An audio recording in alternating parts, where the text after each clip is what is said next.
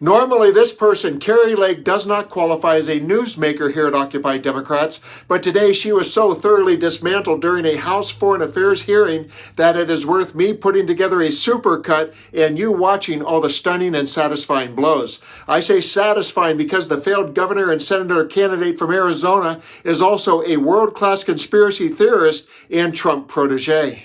Today, she was called on for testimony at a hearing entitled Spies, Lies, and Mismanagement, examining the U.S. Agency for Global Media's downfall, which is exposing her role in Trump's effort to downsize the government and wage war on media outlets the president views as unfriendly. If you don't know who she is, let's begin by establishing her unlikability. Good morning, and thank you, Chairman Mast and Ranking Member Meeks and members of this House Foreign Affairs Committee. Thanks for having me. My name is Kari Lake. I'm the Trump Administration Senior Advisor to the U.S. Agency for Global Media. Last December, President-elect Donald Trump called me and asked if I would help reform U.S. Agency for Global Media and the Voice of America, and I said yes. I was honored and eager to help these institutions tell America's story to the world. But within days in my role as Senior Advisor, it became increasingly clear that reform was nearly impossible. The agency was incompetent and mismanaged and deeply corrupt, politically biased, and frankly, a serious threat to our national security. This place is rotten. It's rotten to the core. President Trump has asked me to go in and help clean it up. And he's also issued an executive order to reduce this agency down to its mandate, to what is mandated, statutorily required. That's exactly what I'm doing. I don't care if they attack me. We're going to make it right for the American taxpayers. And with that, I'm happy to answer any of your questions. That's Kari Lake, and she did get in some shots during her opening statement, perhaps because she knew what was coming.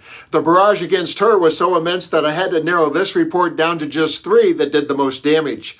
Coming in at number 3 on this countdown is this odd moment when she's asked to produce a record for the committee and instead produces an 8x10 photo of her celebrity crush. But most of all, what we reviewed was an executive order, March 14th, by the man who's in charge of the executive branch. I want to know. His name is Donald Trump. Do you have a record that you can produce? The chairman said you had a bunch of things with you. Do you have a record of what you reviewed and who you reviewed to? Do you want me to pull emails? I want you to show the record of what you did, Ms. Lake. Well, you can Don't take a look just at give it. me something that's not verified. Coming in at number 2 is Representative Madeleine Dean, who brought a flamethrower to the roast and took it to another photo that Lake presented.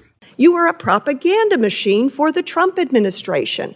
It is an incompetent review that you have completed. Well, actually, you didn't complete it. It sounds like you never even started it. You didn't interview anybody. You've never run an agency like this. You're a former journalist, apparently, allegedly. Although I don't trust your journalistic integrity when you hold up a single picture of a newsroom at a single moment in time and think that reveals anything. It reveals nothing. And the number 1 spot is reserved for fellow Arizonan Greg Stanton, who held nothing back in attacking Lake's credibility by listing her shameless lies. There's a more fundamental issue I want to address today, and that is character. You see, Ms. Lake, we have both been public figures in Arizona for a long time. I've seen you in action, including your behavior in the last 2 elections. And let me be clear about something.